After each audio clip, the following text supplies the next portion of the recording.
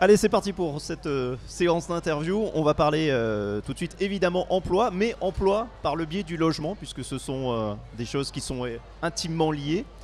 Avec Hervé Champal, directeur territorial d'Action Logement. Alors en 2 mots, puisque c'est une structure assez nouvelle, Action Logement, ça vient d'où et à quoi ça sert? Alors bonjour, Action Logement est né en janvier 2017. C'est le regroupement en fait de 21 organismes qui accompagnaient la politique sociale des entreprises et le logement social en France. Ce sont des entreprises qui versent une participation annuelle calculée sur leur masse salariale. Ce qu'on appelait le 1% logement. On appelait donc le 1% logement par le passé.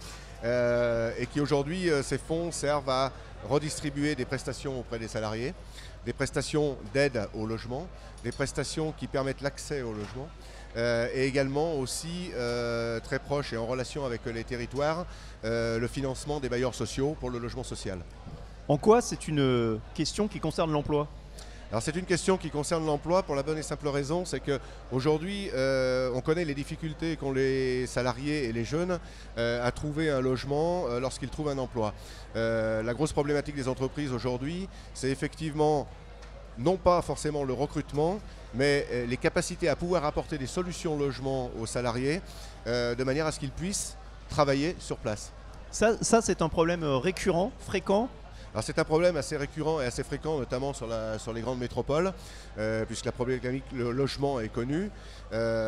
Donc, par le biais du logement lui-même, puisque nous sommes sur le Rhône, nous avons à peu près 54 000 droits de logement auprès des bailleurs sociaux, qui permettent effectivement de trouver quelques solutions logement pour ces salariés et ces jeunes qui sont en situation de recherche d'emploi. Mais c'est aussi accompagner la mobilité de ces jeunes, parce que des jeunes ne sont pas forcément logés sur place, et il faut trouver des solutions. Et là, nous avons la solution logement, mais nous avons aussi des prestations qui peuvent être apportées aux salariés, puisqu'on accompagne aussi la politique sociale des entreprises.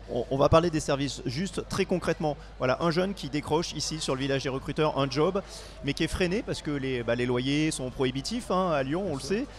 Comment ça se passe concrètement? Il vient vous voir ici sur votre stand? Alors déjà, concrètement, il peut venir nous voir effectivement sur notre stand qui est à l'entrée du village, où des collaborateurs pourront l'orienter sur les diverses prestations et services et produits qui lui sont destinés pour faciliter son accès au logement.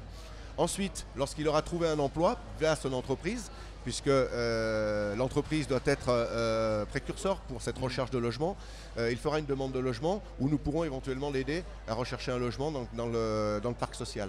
Et vous arrivez à lever des freins comme ça? Alors on arrive à lever des freins bien évidemment avec des prestations dont Karine parlera tout à l'heure, des prestations comme Visal par exemple, qui prend en charge la garantie et la caution du logement, qui est quelquefois assez compliqué parce que tout le monde n'a pas non plus des cautions à apporter. Ça peut être aussi financer le dépôt de garantie, ça peut être aussi accompagner la mobilité avec des prestations, avec aussi des produits d'accompagnement qui prennent en charge divers frais liés à la mobilité. Alors justement, Karine Saban, vous êtes responsable relations entreprises chez Action Logement. Ces services, ils s'adressent à qui? Parce qu'on parle beaucoup des jeunes, mais est-ce qu'ils s'adressent exclusivement aux jeunes?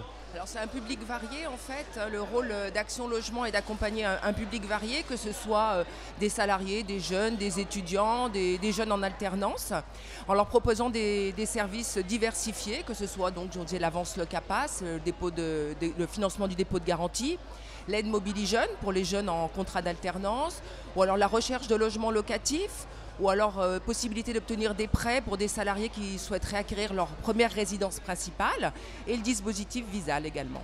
Donc ce sont des services à 360 degrés, on trouve Voilà. à peu près tout. Comment concrètement ça se passe? Quelles sont les démarches qu'il faut faire? Généralement, le salarié se rapproche de son employeur afin d'obtenir un dossier soit pour une recherche de logement locatif, soit pour une demande de prêt. Après, on a mis en place une plateforme spéciale alternant, donc pour tous les jeunes qui sont en recherche d'aide.